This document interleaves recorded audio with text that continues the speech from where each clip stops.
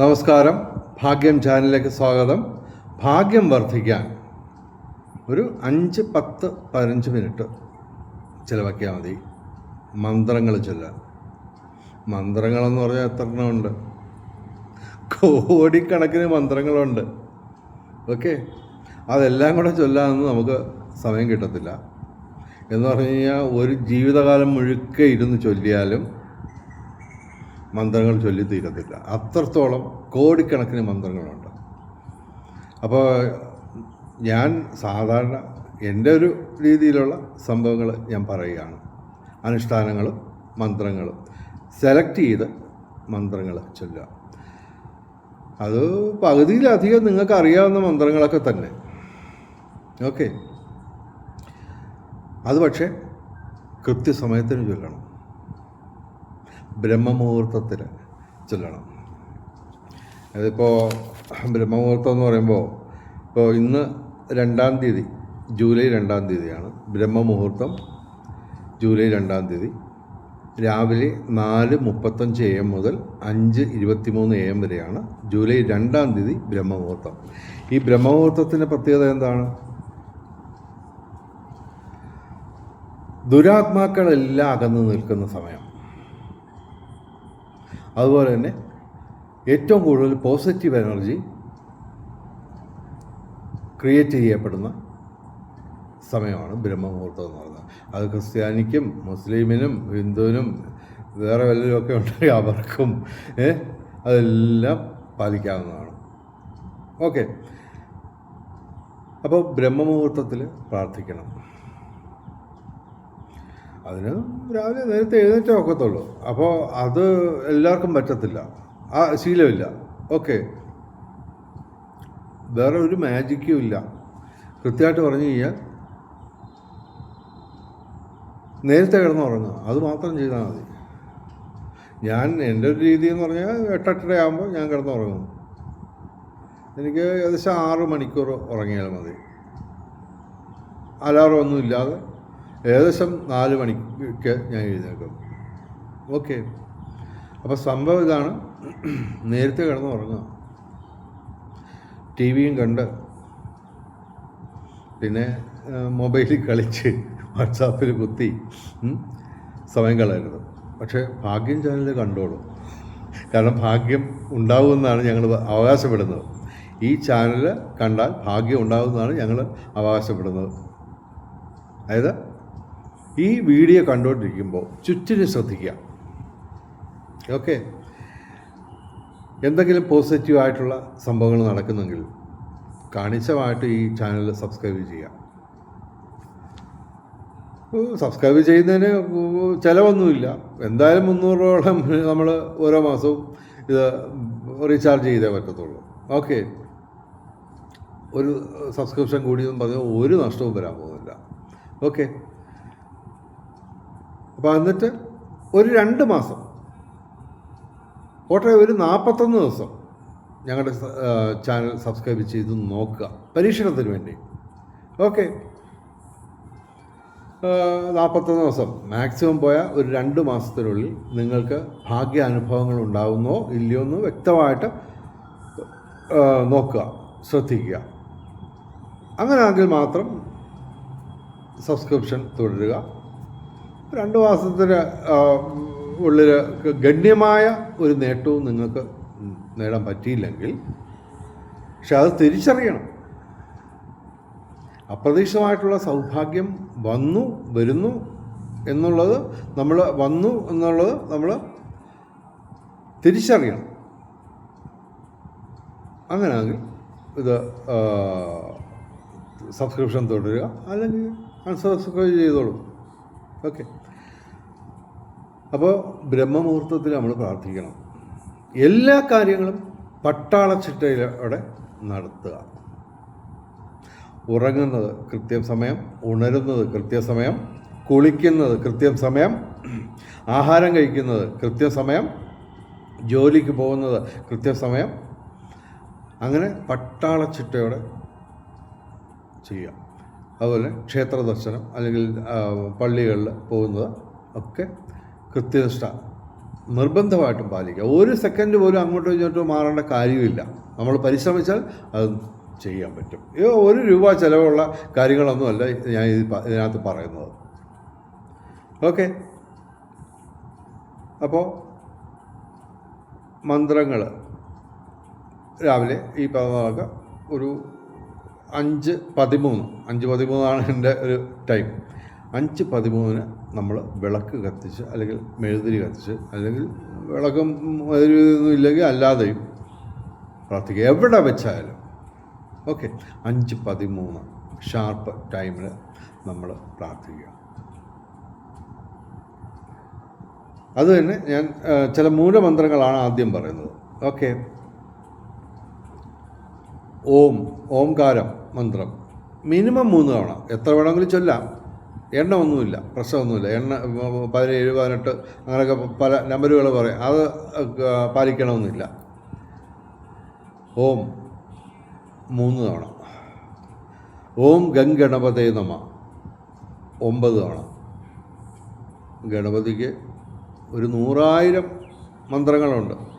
ഞാൻ സെലക്ട് ചെയ്ത് പറയുന്നത് ഇതാണ്, ഓം ഗംഗണപതേ നമ 9 തവണ. പിന്നെ ഓം നമഃ ശിവായ. എനിക്ക് തോന്നിയിട്ടുള്ളത് ലോകത്തിലെ തന്നെ ഏറ്റവും ശക്തിയേറിയ ചെറുമന്ത്രം ഓം നമഃ ശിവായ തന്നെയാണ്. ഓക്കെ, ഓം നമഃ ശിവായ 9 തവണ. ഓം സർവമംഗളമംഗല്യേ ശിവേ സർവാർത്ഥ സാധികേ ശരണ്യേ ത്രയംബകേ ഗൗരി നാരായണി നമസ്തുതേ 9 തവണ. ഓം നമോ നാരായണായ. ഓം നമോ ഭഗവതേ വാസുദേവായ. ഓം ഹ്രൂം നമ പരായ ഗോപ്ത്രേ. ഓം വജദ്ഭുവേ നമ. ഓം നാഗരാജായ വിദ്മഹേ പദ്മഹസ്തായ ധീമഹി തന്നോ രാഹു പ്രചോദയാത്. എല്ലാം 9 ആണ്. ഓക്കെ, പിന്നെ ആരോഗ്യം വർദ്ധിക്കാനായിട്ട് ആരോഗ്യവും സമ്പത്താണല്ലോ, പണം മാത്രമല്ല സമ്പത്ത്. ഓക്കെ, നാരായണത്തിലെ ഒരു ശ്ലോകമുണ്ട്, അസ്മിൻ പരാത്മൻ നനുവാത്മകൽപ്പേ ത്വമിത്തം മുദ്ധാപിത പത്മയോനിഹ അനന്തഭൂമ മോരോഗരാശിയും നിരുന്തിവാതാലയവസ വിഷ്ണു. സംസ്കൃതം കേട്ട് പേടിക്കേണ്ട കാര്യമൊന്നുമില്ല. ഭഗവാനെ ഗുരുവായൂരപ്പ എൻ്റെ രോഗങ്ങൾ ശമിപ്പിക്കണേ എന്ന് മാത്രമാണ് ഇതിൻ്റെ അർത്ഥം. ഓക്കെ, ഞാനുമായിട്ട് വാട്സാപ്പിൽ ബന്ധപ്പെട്ട് കഴിഞ്ഞാൽ ഇതിൻ്റെ മലയാളത്തിൽ ടൈപ്പ് ചെയ്ത മെസ്സേജ് ഞാൻ അയച്ചു തരാം. വാട്സാപ്പ് നമ്പറുണ്ട് 9847291363. ഫോൺ വിളിക്കരുത്, തിരക്കാണ്. ഓക്കെ,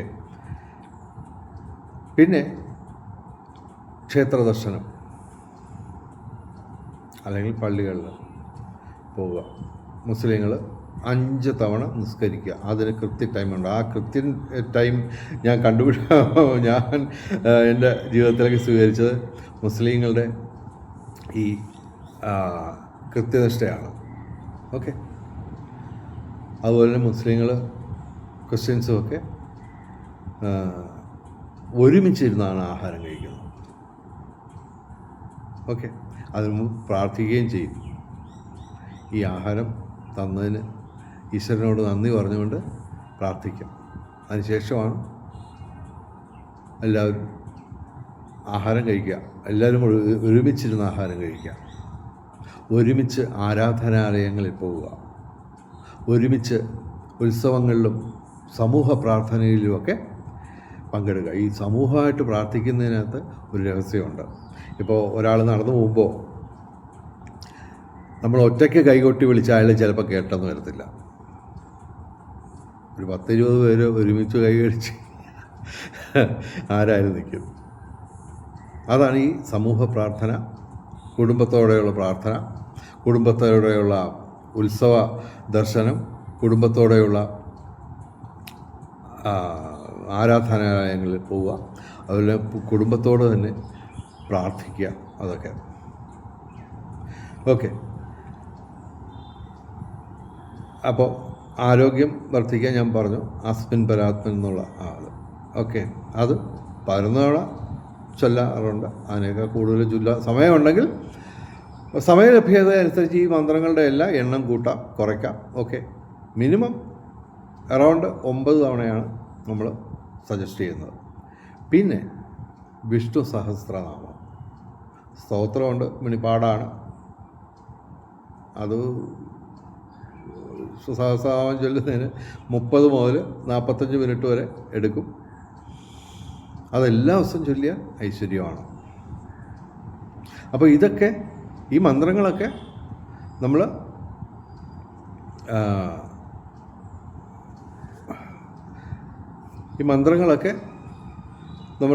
ചൊല്ലുക.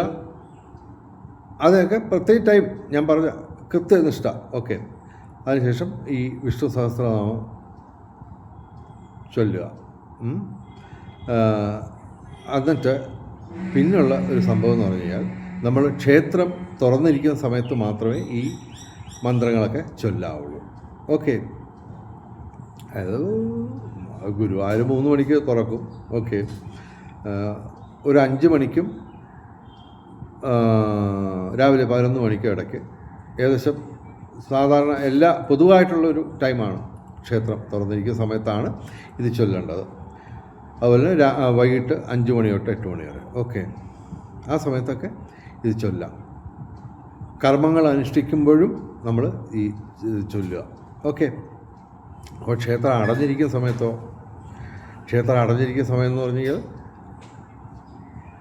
രാവിലെ 11 മണി തൊട്ട് വൈകിട്ട് 5 മണി വരെ, രാത്രി 8 മണി തൊട്ട് വെളുപ്പിന് ഒരു 5 മണി വരെ. ആ സമയത്ത് നമ്മൾ ശ്യാമളാദണ്ഡകം ചൊല്ലുക. ശ്യാമളാദണ്ഡകത്തിന് അങ്ങനെയൊന്നുമില്ല, ടൈമൊന്നുമില്ല, എപ്പോൾ വേണമെങ്കിലും ചൊല്ലാം. 27 തവണ ചൊല്ലുക.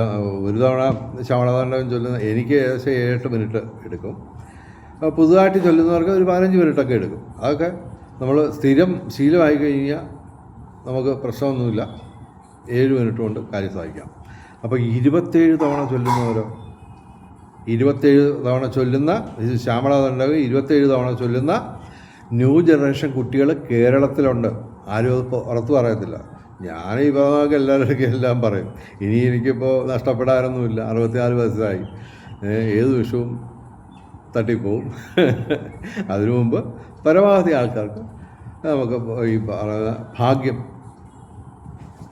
കിട്ടുന്ന തരത്തിലുള്ള കാര്യങ്ങളൊക്കെ പറഞ്ഞു കൊടുക്കുക. കാര്യം ഏതാണ്ട് കൃത്യം പറഞ്ഞാൽ ഏറിപ്പോയാൽ 2-3 വർഷം കൂടെ നമ്മൾ കാണും. അപ്പോൾ എത്ര മണിക്കൂറുണ്ട് എനിക്ക് ഇനി ബാക്കി? 8 മണിക്കൂർ നമ്മൾ ഉറങ്ങും ഒരു ദിവസം, 16 മണിക്കൂർ ഉണർന്നിരിക്കുന്നു. ഓക്കെ. അപ്പോൾ കണക്ക് കൂട്ടുമ്പോൾ ഇനി കുറച്ച് മണിക്കൂറുകളും കൂടെ എനിക്കുള്ളൂ ബാക്കി. അതിനുള്ള പരമാവധി പേർക്ക് നമ്മൾ ഇതൊക്കെ പറഞ്ഞു കൊടുക്കുക. അപ്പോൾ അത്രയേ ഉള്ളൂ സംഭവം.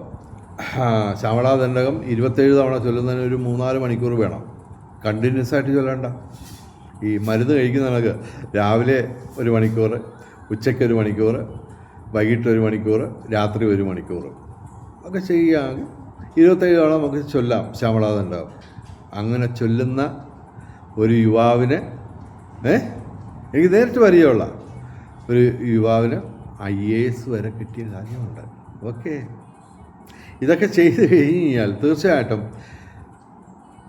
നമ്മുടെ മുന്നിൽ നിന്ന് പ്രതിബന്ധങ്ങളെല്ലാം മാറും.